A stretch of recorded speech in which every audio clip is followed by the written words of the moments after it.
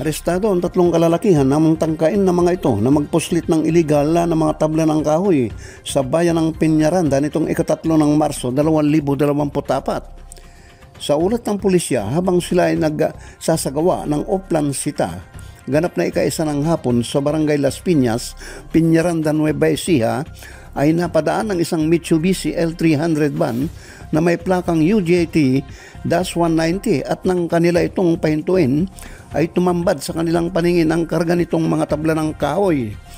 Walang may pakitang legal na permiso ang driver nito kung kaya't agad silang dinala sa himpilan ng pulisya.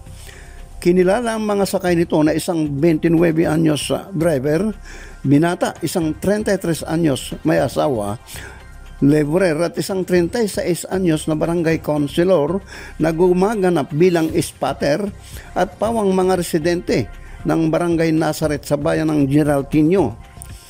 Ang lulan ng nasabing van ay 25 piraso ng hardwood na kamagong at mulawin na nagkakahalaga ng 70 at 100,000 piso. Nasa kustodiya ngayon ng Peñaranda Police Station ng mga nakumpiskang tabla ng kahoy para sa tamang disposisyon.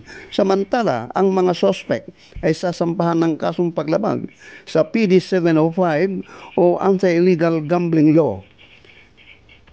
Para sa Police Report, Hilwera nag-uulat sa DWNE Teleradyo, ang inyong kakampi.